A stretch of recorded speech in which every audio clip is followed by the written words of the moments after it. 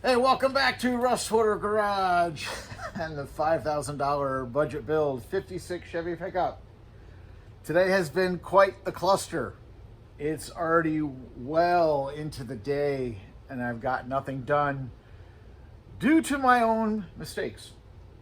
First off, things are going to be a little out of order as far as videos because I started working on the bed floor of the truck. You can see there's bed liner on the sides of the bed. You'll see that on another video. I don't know what order these videos are coming out because it's just been a cluster lately. Between trying to get work done, going back to the real job, and then coming out. And I thought today was gonna be bang out the Jaguar flip-top gas cap, except that I made a mistake and ordered the wrong fuel filler hose. All I need is a 8-inch length of fuel filler hose to go from the tank to my filler. I ordered some 1.5 stuff from Amazon, which was wrong. I really needed like 1 3/4. So I said, oh, no problem. I'll just buy something local. Well, there goes half the day. First, searching the internet for part numbers, trying to get specs, trying to find something that would work. That didn't pan out. Then just going to the auto parts store and looking for universal stuff. Used to be able to buy like Gates fuel filler hose, by the foot or whatever. No more. The only auto parts store I found that had like universal fuel filler hose, you had to buy 3 feet. If you know anything about fuel filler hose, it is not cheap. That 3-foot section of hose would have cost me, after tax, probably $90. That's unacceptable. I don't need 3 feet, and I don't need to spend $90 on some filler hose. So, this is what we're going to do. All right, so I'm going to start on the Jaguar filler today, and I ordered it's not universal, but a filler hose that I found on Amazon cheap for like $14. That was not 1 3/4, but it was 1 11/16 supposedly. And I think that should work. If not, you're going to see me just stuck again, but I think I can make that work. What I'll do is I'll put the flip top in and make the filler tube all the way to the tank, and then all I'll have left to do is that little section there. And hopefully what I ordered will work. Otherwise, I got to order something else, and this is turning into a fiasco. Now, I've done this in the past, but what I used to do was when the tank was out, I would weld like an exhaust adapter right to the fill tube on the tank to go to, 2-inch or whatever size I had of existing filler tube material around. Like I have tons of 2-inch. Here's a piece right here. Like this is off the Silverado pickup.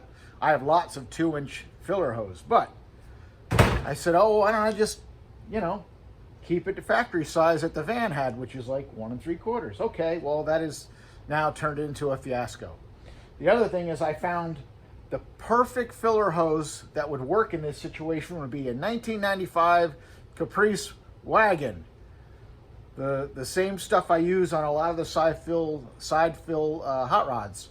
Nobody makes that little hose anymore. You can't get it. So it's just amazing how something so simple has turned into a total fiasco. So let's get started on the Jaguar filler cap, and hopefully the hose that comes tomorrow will work. We button it up, the video will be done, and then we'll get back into getting the bed done. But for now, I'd just like to accomplish something. All right, so to start off, this is what I'm going to install. It's a flip-top gas cap, and this is from the Jaguar XJ6 that supplied the front suspension for the truck. This is one of the only things I keep off of those cars, beside the suspension and the shifter. But I just hack it right out of the quarter panel. There's 2 of them on the car, 1 on each side, and I just butcher them out, and then I'll trim them down to like an oval like that, so that you get the stamped steel piece that this fits into. Just makes it easy to work with. They're also locking, You don't have to use a key, but if you want to lock them, you can. You keep the key on your ring or whatever, but I usually don't because I don't think people usually steal fuel anymore, but that's what we're going to start with. And then from this, I have to attach this to a fuel filler tube going down to the tank. And what I have as far as the fuel filler tube, I of course have lots of scrap tubing around and stuff like that, but you know, I found this laying around, which is a fuel filler. It's about 1 3/4, so I think this will work. But how do you adapt something like this to this? Well, non-conventionally. When this was installed in the Jag, there was actually an O-ring type seal in the top of the tank. So this kind of just pushed into the tank, right into the neck, and sealed with that O-ring. Well, that's not going to work here. So what we do is use one of these.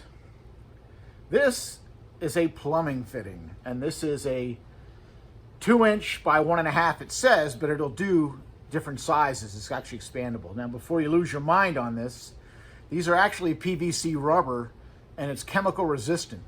The other thing is, this is way up at the cap. It's not going to be soaking in gas or anything. I've used them before and had no issues. And like I said, they are PVC rubber. These will work. And it just so happens that this end will fit on the Jag cap, because this is a weird size. It's not real easy to find something to fit over that. So the fact that this kind of expands a little bit works real good. And Fernco makes these. I got this off Amazon. This is called a Plum Quick. And there's the part number of it right there. Hopefully it shows up. And that's what I'm going to use to adapt this to hopefully a filler tube. And then hopefully we'll get a piece down there. Now, I don't want to use a plumbing connector down at the tank, but I guess I could if I had to, but I'd rather stick with a legitimate fuel filler hose at the tank and not risk it breaking down or anything like that. But this will work just fine up top for the adapter. All right, so first thing I'm going to do, this cap assembly comes right out of here. There's just 4 flathead screws in there that hold it together. I'm going to remove this, and then I'm going to trace this onto a piece of cardboard or something and make a template so I know how to cut a hole in the fender and figure out where I want to put it. Template made out of some plastic cardboard, just marked with a kind of a straight line to line it up with get it parallel to the bed rail, and marked for the rear. And these have a drain in the back. See that big tube there? So the way this fender slopes down, I want to put that drain toward the back. So if any rain, water, or anything gets in here, doesn't try to go into the cap, it'll drain out the back. So I traced out my pattern here. Now I'm just gonna plasma cut it out and see how bad I did as far as tracing goes.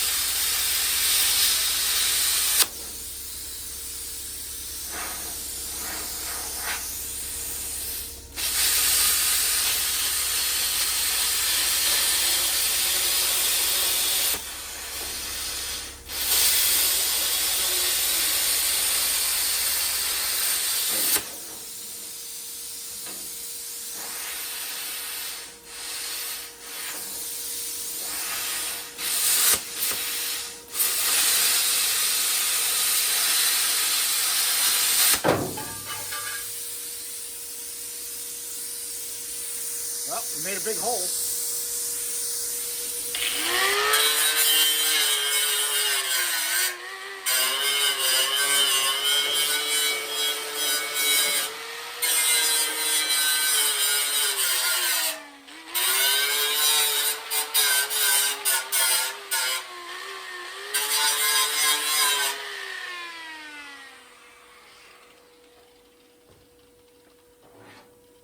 I got a couple spots that are a little big.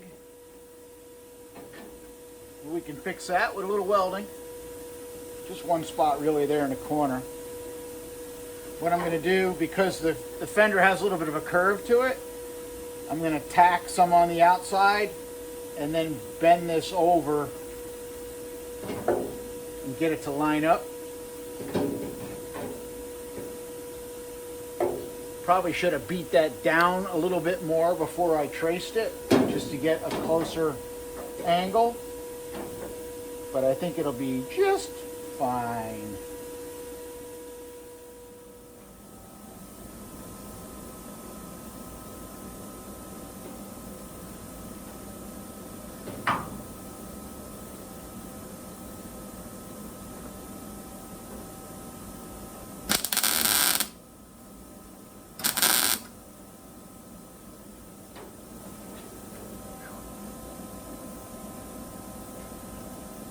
I'm going to be doing a whole lot of tack welds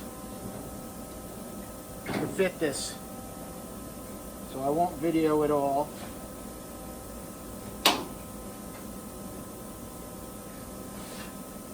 And it's basically just skipping around, forming it to match the fender. Trimming where needed. I got a little bit there I got to trim. And once I get it tacked all the way around, we'll come back.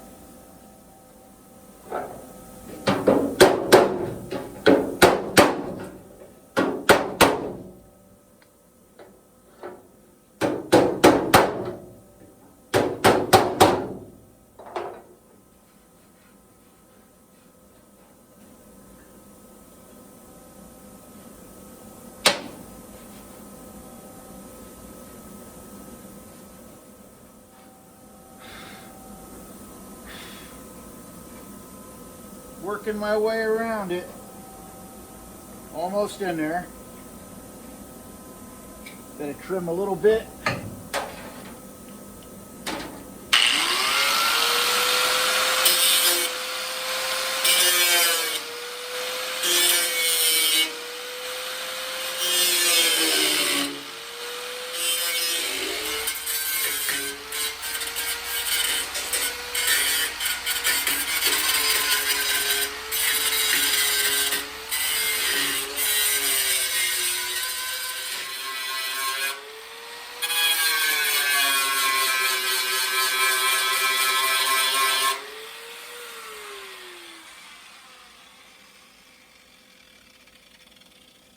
Knocking down the tack welds just to see how we're looking here before I finish weld it.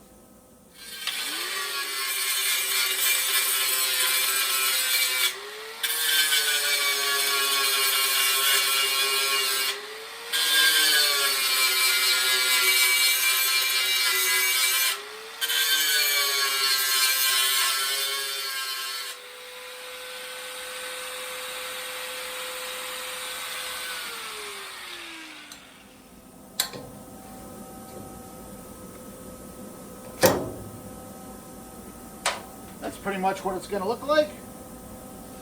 Just have to finish welding it. Get a flip up cap. Very cool.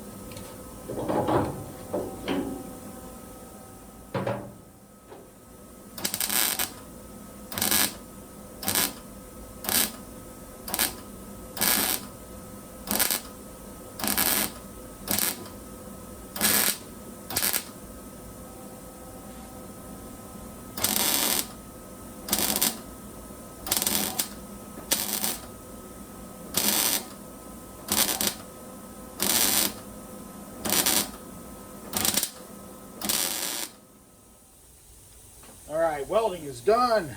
At least for that part it's done anyway. The skim coat of filler will make that very nice if you want, or just leave it as is. It's just fine. It's gonna, cap's gonna sit in there like that. Press the button, flip top. Pretty cool. So now that I burned so much time today with only I don't know, maybe an hour's worth of work and many more hours of wasted time. It's time to take a break and come back. It'll be tomorrow. I'm gonna wait, get that piece of filler hose and hope that it all works out. All right, now we're done for the day. I put the cap on. I just had to get something fully accomplished today. So that'll be it for today. Tomorrow we'll work on the filler tube down to the tank. All right, it is the next day and we are back on it. Finally, some good news. So I ordered my filler hose, a $13 cheap one. That's the part number. It's good. It works.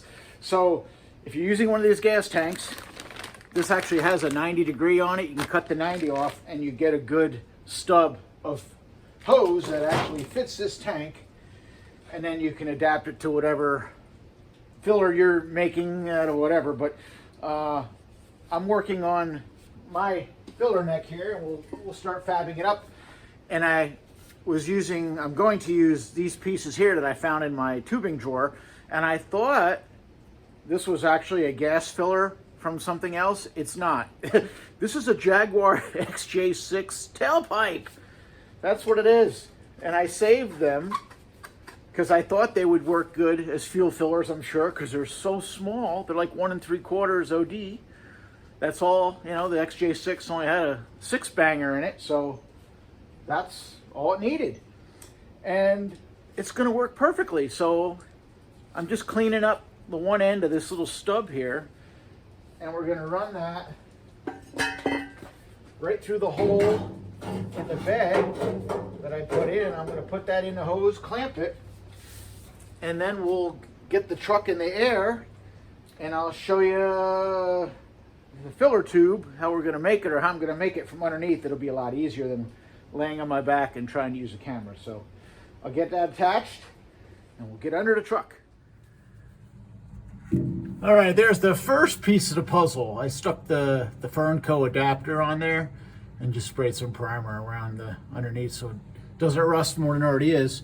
Now, the only thing that was different with this, because I used that Fernco reducer, I had to get rid of the little flapper door. This is off another one that goes on the inside of the filler tube. I think it's more for dirt. It's not like, you know, it's not an airtight seal. It's just kind of a spring-loaded door, I think, to keep junk or dirt out of there. So I did have to remove that.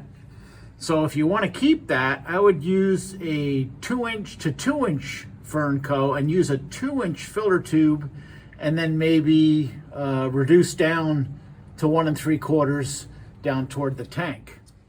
So with that Fernco piece up in there, all I had to do was basically fit the puzzle together, tack weld it, and put it together. And here's what I got. She ain't pretty, but she'll work. Now, this is a good filler tube, but there's one more thing to talk about, and that's the vent.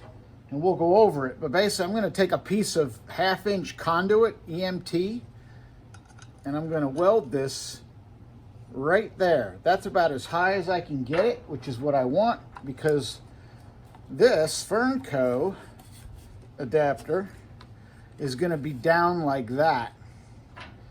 And then under the fender, this will be like that.